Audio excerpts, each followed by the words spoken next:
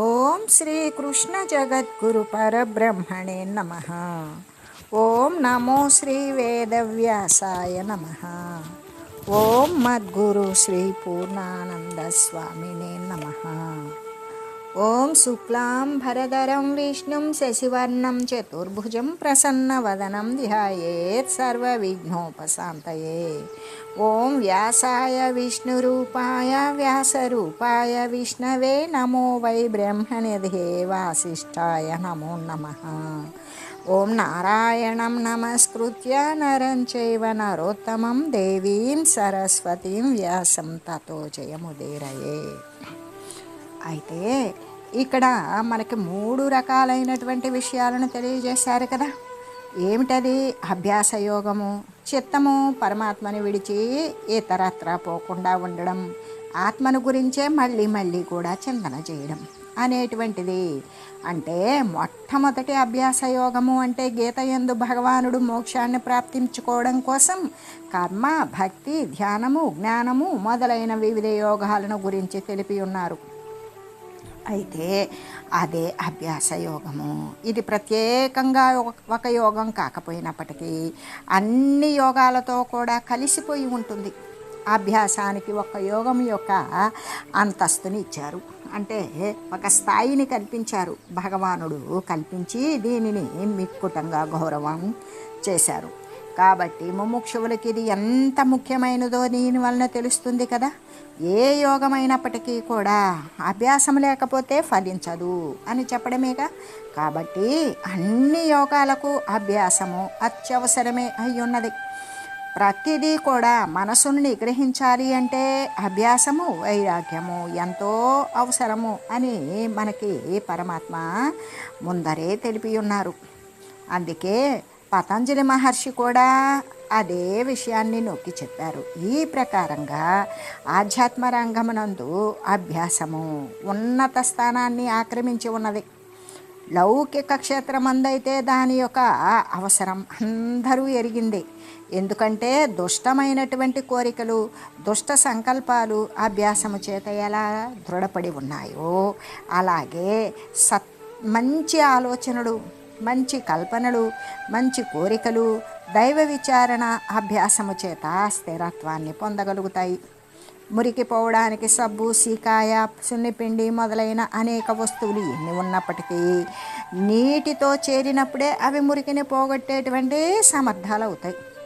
అలాగే ఏ యోగమైనా సరే అభ్యాస యోగముతోటి కలిసినప్పుడే ఫలితాలను ఇస్తుంది. ఇక రెండవ విషయం అయితే చిత్తం ఇతరత్రా పోకూడదు కదా, వేరే వేరే పరిగెడుతూ ఉంటుంది. అంటే చిత్తము దృశ్య విషయాల యందు వ్యాపించకుండా ధ్యేయ వస్తువైనటువంటి పరమాత్మ యందే స్థిరంగా ఉండాలి. అంటే దృగ్వస్తువైనటువంటి ఆత్మకు ఇతరమైనటువంటిదిగా తోచేది అంతా కూడా, అంటే ఈ దృశ్యమాన పదార్థాలన్నీ కూడా నశించిపోయేవే అని నిశ్చయించాలి. దాని నుండి మనసును వివేకము చేత పరమాత్మ వస్తువే సత్యము అనే వివేకము చేత మరల్చి ఆత్మయందే స్థాపించాలి. చిత్తము ఊరక ఉండదు కాబట్టి దానికి చింతించేదానికి ఏదైనా వస్తువుని ఆసరా ఇవ్వాలి. కాబట్టి ప్రాపంచక వస్తువులపైకి దానిని పోనీయకుండా దైవ వస్తువునందే కేంద్రీకరించాలి అని కదా మనకు తెలుస్తుంది. ఇంకా ఆత్మను గురించే మళ్ళీ మళ్ళీ కూడా చింతన చేయాలి అన్నప్పుడు పరమపురుషుడగు పరమాత్మను గురించే మళ్ళీ మళ్ళీ కూడా చింతన చేస్తూ ఉండాలి. పారమార్థిక చింతనే చేయాలి అని కదా బోధిస్తూ ఉన్నారు. అలా మాటి మాటికి ఆ దైవ చింతన రూప ప్రయత్నం చేయాల్సిందే అని కదా మనకు సూచితమవుతూ ఉన్నది. ఈ ప్రకారంగానే సాధన చేస్తూ రాగా మనుజుడు తప్పకుండా ఆ పరమాత్మ పదాన్ని చేరగలుగుతాడు అనేటువంటిది గీతాచార్యులు స్పష్టంగా నిరూపించేశారు. కాబట్టి మోక్షము చెందాలి అనుకున్నటువంటి వారు భగవంతుని యొక్క మాటల యందు పూర్ణమైన నమ్మకము ఉంచి ఆయా సాధనలను చేసి కృతార్థులుగా కొనసాగాలి అని చెబుతూ, అంటే ఎవడైతే భక్తితో కూడుకుని అంత్యకాలమునందు యోగ బలము చేత, ధ్యానము, అభ్యాసము, సంస్కారము మొదలైన బలము చేత ప్రాణవాయువుని కనుబొమ్మల నడుమ బాగుగా నిలిపివేయాలి. అంటే భ్రూమధ్యస్థానం అని చెప్తాం. ఆ తర్వాత సర్వము తెలిసినటువంటి సర్వజ్ఞుడు, పురాణ పురుషుడు, జగత్తుని నియమించి శాసించి వాడు ఆయన అణువు కంటే కూడా పరమాణువు కంటే మిగుల సూక్ష్మమైన వాడు, సకల ప్రపంచానికి కూడా ఆధారభూతుడు, సంరక్షించేవాడు, చింతించడానికి కూడా అలవి కాని స్వరూపము కలిగిన వాడు, సూర్యుని కాంతి వంటి కాంతి కలిగిన వాడు, స్వయం ప్రకాశ స్వరూపుడు, తాను ప్రకాశిస్తూ సమస్త పదార్థాలను కూడా ప్రకాశింపజేసేటువంటి వాడు, అజ్ఞానము అనేటువంటి అంధకారానికి ఆవల ఉండేటువంటి పరమాత్మను నిశ్చలమైన మనస్సు చేత ఎడతెగకుండా చింతించాలి. అతడు దివ్యస్వరూపుడైన సర్వోత్తముడైనటువంటి ఆ పరమాత్మనే పొందుతూ ఉంటాడు. అలా చింతించినప్పుడు పరమాత్మ ఎటువంటి వాడో తెలుపుతూ వారిని ఎలా ధ్యానించాలో ఆ పద్ధతినే కదా మనకి చెబుతూ ఉన్నారు. అంటే ధ్యానించేవాడు ధ్యాత. ఆ ధ్యాతకు ఏ వస్తువు మీద దృష్టి పెట్టాలి అంటే అదే ధ్యేయ వస్తువు. అటువంటి ధ్యేయ వస్తువు మీద పూర్తి విశ్వాసం కలగాలి అన్నప్పుడు ముందుగా వారి స్వరూపాన్ని గురించి తెలియాలి. తర్వాత వారి మహిమను గురించి బాగా తెలుసుకొని ఉండాలి. ఒక వస్తువు యొక్క స్వరూపాలు, స్వభావాలు పూర్తిగా తెలిసినప్పుడు మాత్రమే దానిని గురించి విచారించడానికి వీలవుతుంది కదా. కాబట్టి ఇక్కడ కూడా ధ్యాన పద్ధతిని వివరించడానికి ముందుగా ధ్యేయ స్వరూపమైనటువంటి పరమాత్మ యొక్క స్వరూపము అనేటువంటిది మనకి చెబుతూ ఉన్నారు. ఏ విధంగా 8 లక్షణాలతో కూడి ఉన్నది అని తెలియజేస్తూ ఉన్నారు. అందుకే కవి అంటే పరమాత్మ ఎవరు? కవి అంటే సర్వజ్ఞుడు.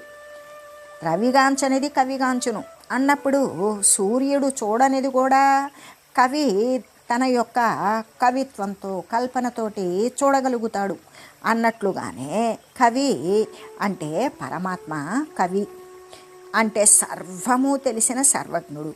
ఆయన కవుల కంటే కూడా కల్పన చేసేటువంటి వారికి కూడా ఆయన కవి.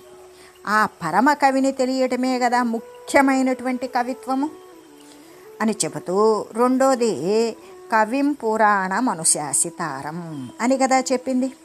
ఇక రెండవది పురాణ పురుషుడు అన్నప్పుడు, పురాణం అన్నప్పుడు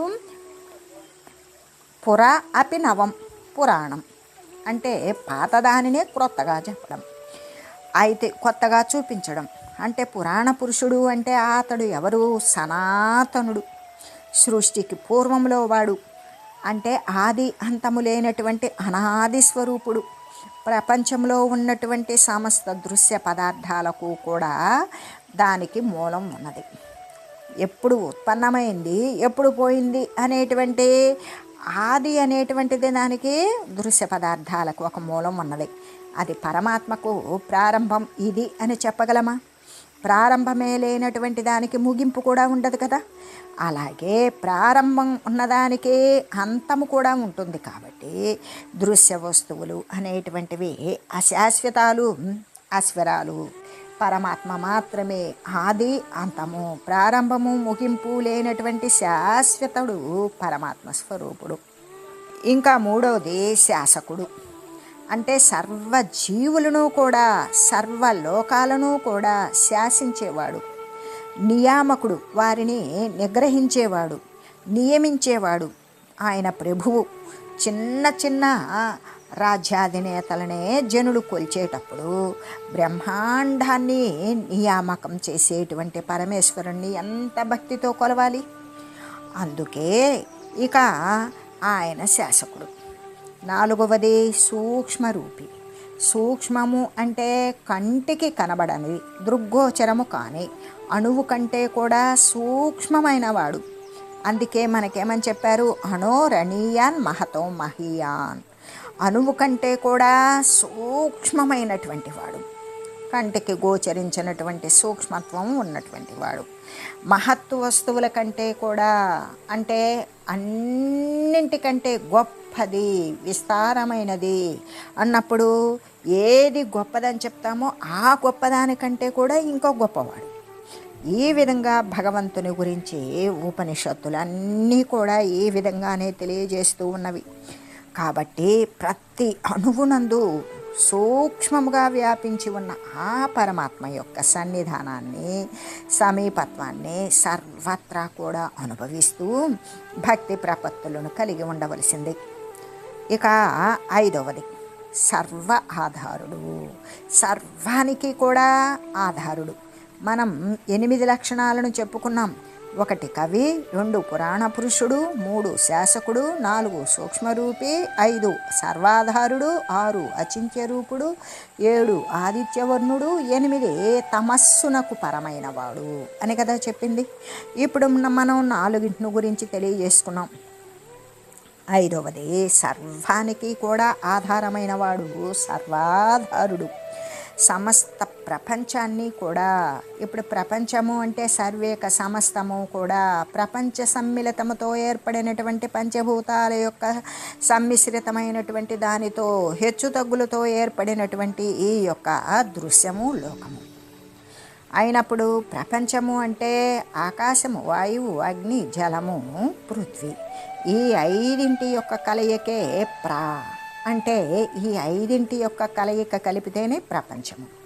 కాబట్టి ఈ పృథ్వీనందు ఓషధులు జనించి మరి ఆ ఓషధుల ద్వారా జీవులు ఉత్పన్నమై శరీరధారులై ఈ యొక్క వచ్చిపోయే స్థితిగతులతో కొనసాగుతూ ఉన్నటువంటిదే ఈ యొక్క ప్రపంచము.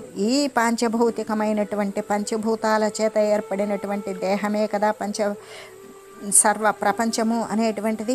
అటువంటి ప్రపంచాన్ని సమస్తాన్ని కూడా ధరించినవాడు.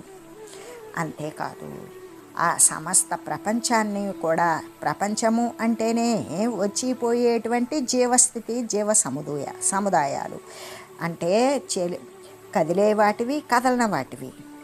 ఈ విధంగా స్థావరాలు, జంగమాలు, చరములు, అచరములు, ఈ రూపంలో ఉన్నటువంటి 4 రకాలైనటువంటి ఈ యొక్క ప్రాణి సమూహము. అంటే చతుర్విధ ప్రాణులు అన్నప్పుడు ఉద్భిజ, స్వేదజ, జరాయుజ, అండజ అనేటువంటివి 4 రకాలైనవి. అండజము అంటే గురుడు ద్వారా ఉత్పన్నమైనటువంటివి, అంటే పక్షులు కానీ, పాములు కానీ, ఇంకా ఏవైనా ఇలాంటివన్నీ కూడా మొదలైనవి. అదే ఉద్భిజ అంటే భూమి ద్వారా ఉత్పన్నమైనవి, నదులు, సముద్రాలు, పర్వతాలు, చెట్లు, వృక్షాలు ఇవన్నీ కూడా భూమి మీద ఉత్పన్నమైనవి.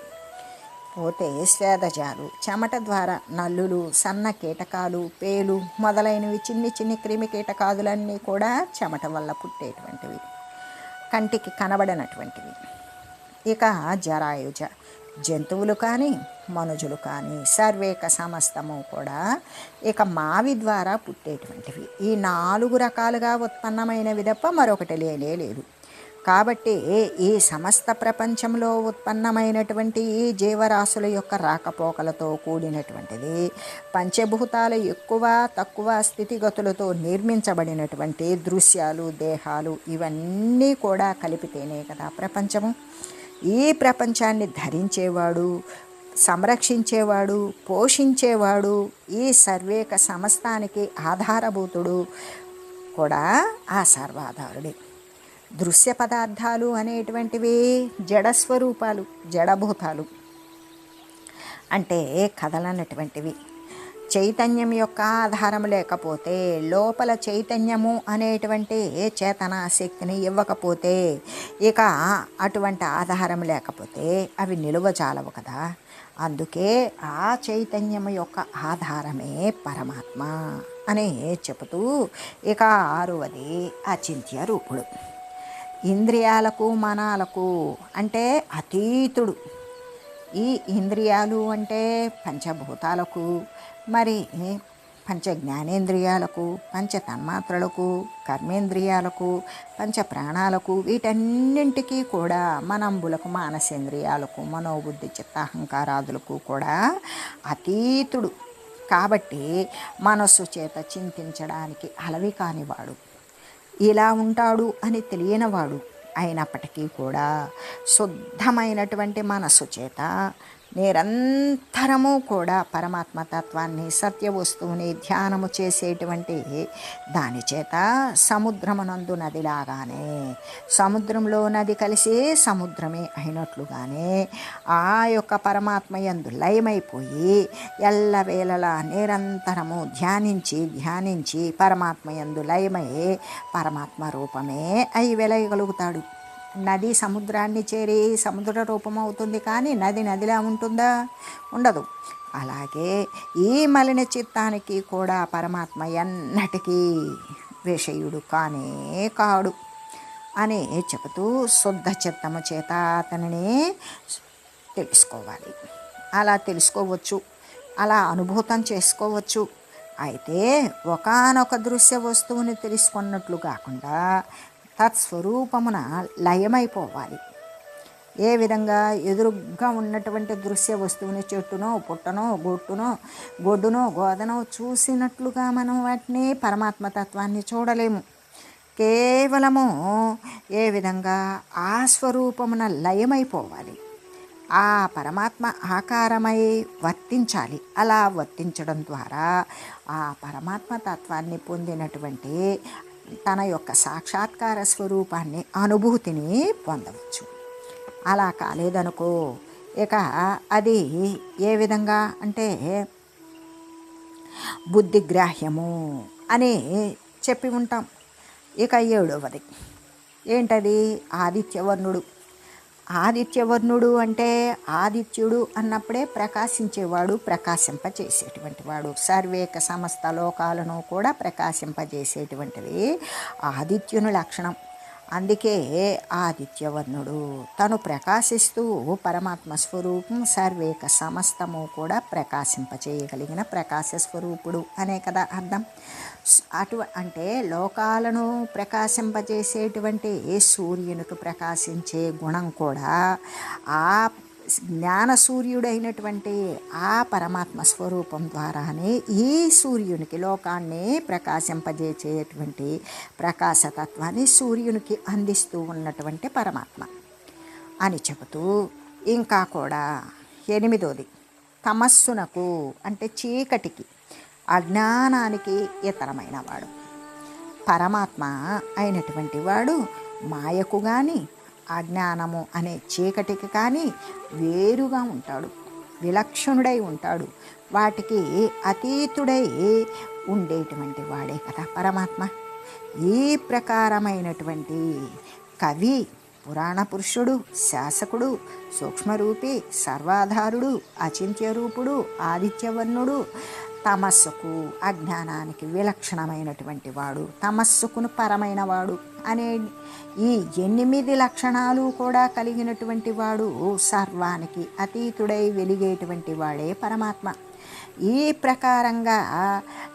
ప్రకారమైనటువంటి లక్షణాలతో కూడుకుని పరమాత్మను తన దేహ వియోగ సమయమునందు అంత్యకాలమున మనుజుడు ఏకాగ్రచిత్తుడై ఏకస్వరూపమైన అగ్రంగా ఊర్ధ్వంగా ఉన్నటువంటి ఆ చిత్తముతో కూడుకుని భక్తిభావముతో నిరంతరం కూడా చింతన చేయాలి. ఇక్కడ అంత్యకాలానికి ప్రయాణ సమయము అని కదా అర్థము. అంత్యకాలము అంటే దేహ వియోగ కాలము, చివరి సమయము, ఇక అది చివరి ప్రయాణ సమయము అనే కదా పేరు పెట్టారు. అంటే అప్పుడు సంభవించేటువంటిది ఒకానొక ప్రయాణమే అని.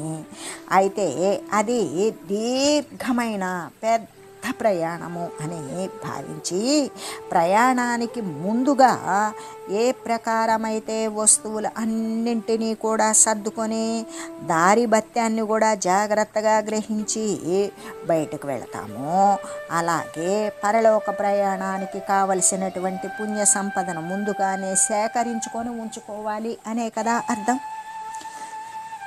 అటువంటి అంత్యకాలమునందు అంటే దేహవియోగ సమయమున ఏ ప్రకారమైతే పరమాత్మను ధ్యానించవలసింది అనేది మనకిక్కడ 2 రకాలుగా తెలియజేస్తూ ఉన్నారు. ఒకటి భక్తితో కూడుకొని ధ్యానం చేయాలి. రెండవది యోగ బలము చేత, అంటే ప్రాణవాయువుని లేకపోతే దృష్టిని భ్రూమధ్యంలో నిలిపి నిశ్చలమైనటువంటి మనస్సుతో పైన మనం ఇప్పటి వరకు చెప్పుకున్నటువంటి లక్షణాలతో కూడినటువంటి పరమాత్మను ధ్యానించాలి. ఇక్కడ భక్తి యోగము రెండు కూడా తెలుపబడినవి. భక్తి ద్వారా పరమాత్మను చేరవచ్చు, యోగం ద్వారా కూడా పరమాత్మ తత్వాన్ని పొందవచ్చు. ఈ రెండు కూడా ధ్యాన యోగికి భక్తితో కూడినటువంటి యోగము, యోగముతో కూడినటువంటి భక్తి, ఈ రెండు కూడా ధ్యానం చేసేటువంటి యోగికి రెండు అత్యంత అవసరాలు అనే కదా స్పష్టమవుతూ ఉన్నది. ఒకటి ఉండి ఒకటి లేకపోతే రాణించదు. అహంకారం చావడానికి, భగవంతుని యొక్క అనుగ్రహం సంపాదించడానికి భక్తిభావము అనేటువంటిది చాలా అవసరపడి ఉన్నది. అహంకారం చావాలి అన్నా భక్తి ఉండాలి. భక్తి ఉన్నప్పుడే భగవంతుని అనుగ్రహం కలుగుతుంది. అహంకారం ఉన్న వాళ్ళకి భగవంతుని యొక్క అనుగ్రహం కోరతారా? కోరని వానికి ఆ యొక్క మార్గాన పయనించడు, భగవంతుని యొక్క అనుగ్రహం లభించదు. ఎందుకు? అహంకారం నిండా లభించి ఉన్నది కదా. కాబట్టి ఇక్కడ అహంకారము చావడానికి, భగవంతుని యొక్క అనుగ్రహాన్ని సంపాదించడానికి కూడా భక్తి అనేటువంటిది చాలా అవసరపడి ఉన్నది కదా. అలాగే చిత్తము యొక్క ఏకాగ్రత కొరకు ఇంద్రియ మనో నిగ్రహ రూపయోగము కూడా ఆవశ్యకమయ్యే ఉన్నది. అంటే చిత్తము ఒక్కటే అయ్యి తన గురించి తాను, పరమాత్మ తత్వాన్ని గురించి ఏకంగా ఒక్క వస్తువే అయినా పరమాత్మ తత్వాన్ని ఎల్లవేళలా చింతిస్తూ ఉన్నటువంటిది ఇంద్రియాలు, మానసేంద్రియాలు, ఇతరత్ర అంటే ఈ శమము దమము అనేటువంటిది కలిగి ఈ బాహ్యేంద్రియ మానసేంద్రియాలు అన్నీ కూడా నిగ్రహించడం అనేటువంటి యోగము చాలా అవసరమై ఉన్నది. కాబట్టి మనకి యోగా భక్త్యా యోగ బలేనా అని కదా మనకి అనేక రకాల పదాలతో భగవానుడు మనల్ని ఎల్లప్పుడూ హెచ్చరిస్తూనే ఉన్నారు. అంటే భక్తిని యోగాన్ని రెండింటినీ కూడా తెలియజేశారు. అనుస్మరణ్ అని చెప్పారు. అలా అనుస్మరణ్ అని చెప్పడం చేత భగవంతుని పట్ల ఎడతెగకుండా, విరామం లేకుండా మరి తైలధార లాంటి భక్తి పరమాత్మని యొక్క పారమార్థిక చింత కలిగి ఉండాలి అనే కదా అర్థం. అందుకే మనకి అచలేన మనస అని చెప్పబడింది. అచలేన మనస అని చెప్పడం, మనస్సు ఎలా ఉండాలి? బహు నిశ్చలంగా ఉండాలి, నిర్ణయాత్మకమైనటువంటిది నిశ్చలంగా ఉండాలి అని. చపలమైనటువంటి చిత్తము పరమాత్మను గ్రహించలేదని మనకు నిరూపించబడింది కదా. ఈ ప్రకారంగానే భగవంతుని యొక్క ధ్యానము ఈ యొక్క దేహవియోగ కాలమునందు, అంటే అంత్యకాలమునందు చేయాలి అని బోధింపబడినప్పటికీ కూడా అంత్యమున, అంటే చివరిలో, ముగింపులో ఉత్తమ సంస్కారం కలిగే దానికోసమే జీవితకాలం అంతా కూడా ఆ ప్రకారంగా అభ్యాసం చేయాలి అనే కదా భావము. ఉన్న ఫలంగా ఒక్కసారి దేహ వియోగ సమయమందు, ప్రాణ ప్రయాణ సమయమందు, వాడు శరీరాన్ని వదిలే సమయమందు, ప్రాణం నిర్గమనం జరిగే సమయంలో, అంత్యకాలంలో ఈ భగవంతుని యొక్క ధ్యానం ముందు లేనిదే అప్పటికప్పుడు చిట్ట చివరి సమయంలో వస్తుందా? రాదు. చిట్ట చివర స్మరించాలి. కాబట్టి స్మరించడం కోసం ఉపయోగపడే నిమిత్తం వాడి జీవితం అంతా కూడా, జీవితకాలం అంతా ఆ ప్రకారంగా అభ్యాసం చేసి ఉన్నప్పుడు మాత్రమే ఆ విధంగా అంత్యకాలంలో వస్తుంది. లేకపోతే ఇక్కడ మనకు తెలియజేయబడినటువంటి యోగ బలేన అని కదా చెప్పారు. అంటే యోగ బలము. యోగ బలము అంటే మరణకాలంలో అకస్మాత్తుగా ఎలా చేకూరుతుంది? అప్పటికప్పుడు యోగము అనేటువంటిది, ప్రాణాయామము అనేటువంటిది అసలు తెలుసా? రేచకపూరక కుంభకాదుల ద్వారా మనసును నిగ్రహించవచ్చు. ఆ శ్వాసతో పాటు మనస్సును కూడా కూర్చి ఉంచినప్పుడు మనసు నిశ్చలంగా ఉండేటువంటి స్థితి, మనకు లోబడేటువంటి స్థితి అభ్యాసం ద్వారా మాత్రమే మనకు అది లోబడుతుంది. అటువంటి ఎంతసేపు రేచించాలి, ఎంతసేపు కుంభించాలి, ఎంతసేపు పూరించి ఉంచాలి, ఎటువైపు పూరించాలి, ఎటువైపు రేచించాలి, ఎక్కడ కుంభించాలి, ఈ కుంభించడం రేచించడం అనేటువంటిది మనకు తెలియకుండా జరిగిపోతూనే ఉన్నది. ఆ శ్వాస ఆడినంతసేపు శరీరం కదులుతూనే ఉంటుంది. ఆ శ్వాసను మన నిగ్రహ స్థితిలోకి అనేటువంటిది తెచ్చుకోవాలి కదా. అలా తెచ్చుకునేటువంటి అభ్యాసం ద్వారా, అందుకే యోగ బలము అని చెప్పింది. ఎలాగంటే మరణకాలంలో అది ఉన్న ఫలంగా అసలు ఎట్లా జరుగుతుంది? ఎక్కడ నుండి ఈ యొక్క అంటే ఈ ప్రాణం వాయువు అనేది ఏ ద్వారము నుండి, మనకి ఉన్నటువంటి నవద్వారాలలో ఏ ద్వారము నుండి అయినా వెళ్ళిపోతుంది. అందుకు కాబట్టి ఈ యొక్క ఆధారము, స్వాధిష్టానము, మణిపూరకము, అనాహతము, ఇంకా విశుద్ధము, ఆజ్ఞ, బ్రహ్మరంధ్రము అంటే ఆ యొక్క సహస్రార చక్రము అనేటువంటిది. ఈ 7 చక్రాల నుండి జ్ఞానికి ఆ యొక్క అనాహతం కాదు, ఈ ఆజ్ఞాచక్రం నుండి బ్రహ్మరంధ్రం వైపు ప్రాణం అనేటువంటిది బయటికి వెళ్ళిపోతుంది. మిగతా వారికి విశుద్ధం నుండి మరి ఆధారం ప్రాంతంలో కూడా శరీరం నుండి ప్రాణవాయువు బయటకు వెళ్ళిపోతుంది.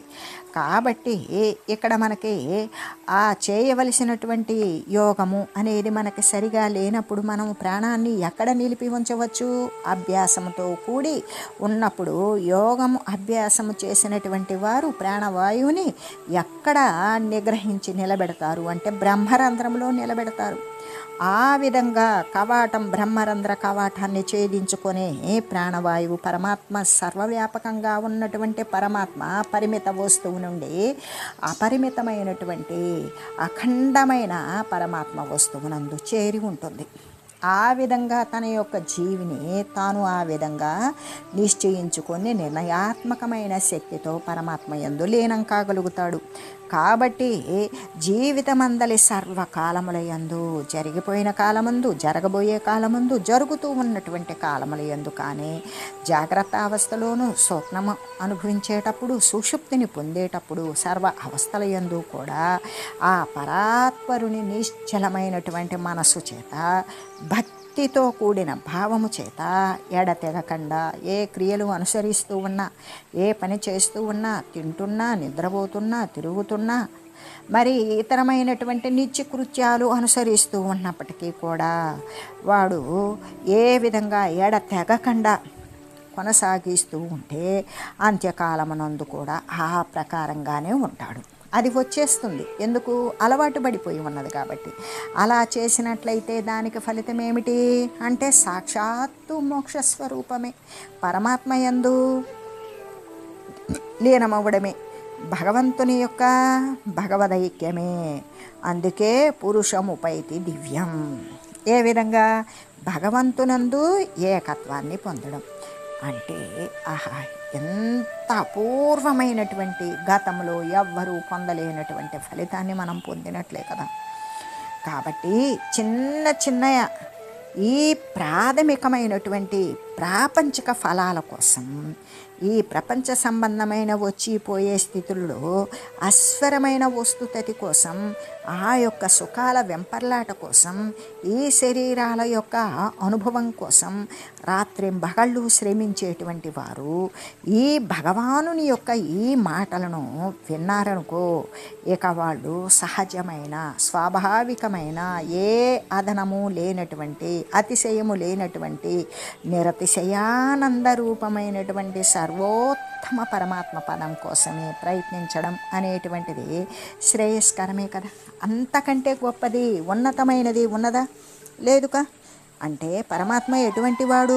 సర్వజ్ఞుడు, అనాది స్వరూపుడు, జగత్తుని నియమించేవాడు, జగన్నియామకుడు, అణువు కంటే కూడా సూక్ష్మరూపుడు, సర్వానికి ఆధారుడు, అచింత్య రూపుడు, చింతించడానికి సాధ్యము కాని రూపము కలిగిన వాడు, ఆదిత్యవర్ణుడు, స్వయం ప్రకాశ రూపుడు, అంటే తమస్సుకి ప్రకృతికి కూడా ఆవల ఉన్నటువంటి వాడు అని తెలియజేస్తూ ఓం మంగళం పావన గీతామాత జయ మంగళం భక్తజనావని బంధ విమోచనే భవభయహారిణి భవ్యదాయిని మంగళం ఓం మంగళం శ్రీ కురుక్షేత్ర రణక్షోణీ విహారిణే పార్థసారథి రూపాయ గీతాచార్యాయ మంగళం ఓం మంగళం మహత్.